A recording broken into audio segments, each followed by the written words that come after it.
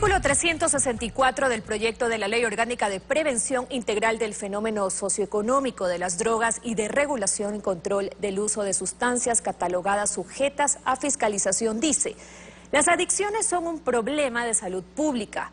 Al Estado le corresponderá desarrollar programas coordinados de información, prevención y control del consumo de alcohol, tabaco y sustancias estupefacientes y psicotrópicas, así como ofrecer tratamiento y rehabilitación a los consumidores ocasionales, habituales y problemáticos. En ningún caso se permitirá su criminalización ni se vulnerarán sus derechos constitucionales. Hoy nos acompaña en contacto directo Roberto Grady Casa, instructor conductual en adicciones con 15 años de experiencia. Ha trabajado en varios centros de rehabilitación y en el Instituto de Neurociencias de la Junta de Beneficencia de Guayaquil. Bienvenido a Contacto Directo. Gracias, Denis. Buenos días. ¿Cómo cataloga usted, señor Wright, el sistema de rehabilitación que en la actualidad se ha venido llevando en los centros públicos y privados de rehabilitación en el Ecuador? Se lo pregunto porque usted ha trabajado ya en varios centros de rehabilitación. Mire, Denise, aquí hay dos cosas que tenemos que saber diferenciar. Lo uno es la prevención, que pues cuando el individuo todavía no es un adicto crónico, no es un adicto activo. Y lo otro es la rehabilitación de adicciones en sí, cuando ya la persona está sumergida en su mundo de la drogadicción. Entonces, yo y otras personas hemos pensado que la cuestión de la prevención debe de ser una política de Estado, en que se ponga el tema de las drogas como una materia de estudio en las escuelas y en los colegios, de tal suerte que tengan, por decir, un chico de 7 años empiece a tener terapias 2 horas semanales de prevención, en que se muestren terapias aversivas, que se muestre la realidad de ese infierno, y ese chico que hoy tiene 7 años y el día de mañana pasa a secundaria, va a tener 1000 horas o más de terapia de prevención y terapias de aversión material, hay lo que quiera, audiovisual, en fin. Entonces, probablemente cuando ese niño o ese chico le digan: ten para que te drogues porque esto es bonito, porque esto es chévere, él va a decir: no, yo conozco que esto no es chévere ni es bonito y me va a llevar a un mundo infeliz, ¿no? Pero ¿cómo cataloga usted en los centros de rehabilitación del país? Ya, mire, yo creo que todo lo que se haga en rehabilitación está bien. Creo que los centros que está haciendo actualmente el gobierno, no conozco mayores detalles, pero creo que está bien. Yo no sé si ellos tengan un equipo de orientadores vivenciales, y a mí nunca me han pedido una sugerencia, pero yo les puedo sugerir que si no los tienen, busquen tener orientadores vivenciales, porque el orientador vivencial es aquella persona que con el paciente produce una simbiosis. Esto es lo que le llaman la magia de la identificación. El instructor dice que él alguna vez se quedó tirado en los parques, hecho sus necesidades, se le habían robado los zapatos o no sabía si los había empeñado, porque le dice: la droga produce amnesia y otro poco de cosas más que yo ya no me acuerdo. Entonces, cuando comparte eso, los alumnos, los pacientes de él, sienten una identificación con esa persona. Dicen: bueno, el instructor es igualito a nosotros, ¿cómo es que conoce mi vida? Había un chico que decía que cuando yo por primera vez a un orientador vivencial decía: ¿quién es este señor que sabe mi vida?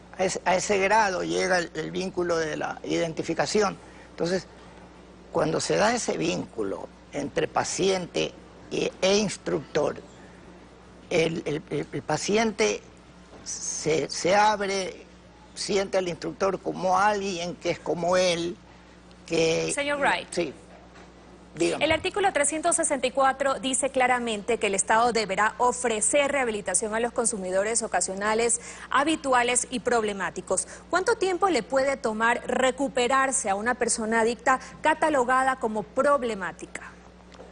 Mire, depende. Usualmente los tratamientos duran de 90 días a 120 días con internamiento, en donde se aplica una terapia de rehabilitación integral.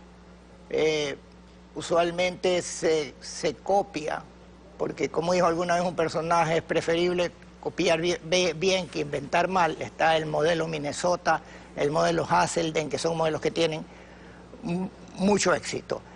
Una vez que uno incorpora esto a su centro de rehabilitación, es difícil decir cuánto tiempo va a demorar el chico o la persona en salir del problema, porque está muchísimo en su deseo interno de salir del submundo, y si esa persona entra realmente derrotada, entra diciendo yo ya esta vida para mí es un infierno, ya no la quiero vivir, ese tiene posibilidades de salir más pronto que aquel que está todavía en negación, con quien hay que trabajar muchísimo más.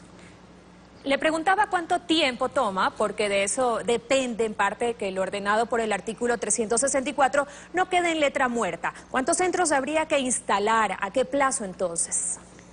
Lo más rápido posible. ¿Y cuántos centros? Es difícil, Denise, cuantificar eso, porque la diferencia entre oferta y demanda es abismal. La oferta decente de recuperación en Guayaquil al menos es muy poca. No es cierto que todas las clínicas sean clínicas de terror. Existen clínicas de terror, pero hay clínicas que son perfectamente bien estructuradas, muy decentes, y la demanda es tan grande que las actuales clínicas no van a alcanzar nunca a poder cubrir la demanda actual. O sea, ¿cuántos hay que hacer? Tantos como se pueda. Señor Wright, ahora es de conocimiento público que la llamada droga H o heroína ha cobrado la vida de estudiantes aquí en el país. Ahora, cuando un paciente va a un centro de rehabilitación por el consumo de esta droga y deja de consumirla, instantáneamente puede llevar a esta persona a la muerte. Es decir, en la rehabilitación, ¿el Estado deberá proporcionar esta droga como parte del tratamiento o qué otra alternativa existe? Ya, mire, hay drogas en que, como el caso del alcoholismo crónico, que a veces es necesario que la persona le vayan dando menos cantidad de alcohol. Con la heroína o la H hay ciertas alternativas. Hay un antídoto, que es algo como cuando a usted le pica una serpiente, se pone un antídoto antiofídico. Hay un antídoto que se llama, un fármaco que se llama naloxona y otro que se llama naltrexona. No sé si en Ecuador eso exista. La naloxona y la naltrexona le quitan el hambre de más heroína y le quita el malestar biológico que lo puede llevar a la muerte, porque es un shock interno que se produce, un descalabro en la biología del individuo y lo acaba matando. Pero como le decía, la naltrexona y la naloxona lo evitan. Sé que aquí trabajan con un fármaco que se llama metadona. La metadona actúa de la misma manera, pero tiene el riesgo que se hace un switch en adicción. El individuo deja de usar H, pero se queda adicto a la metadona. Eso hay. Sí. Roberto Gray, muchísimas gracias por su participación en Contacto Directo. Gracias a todos ustedes.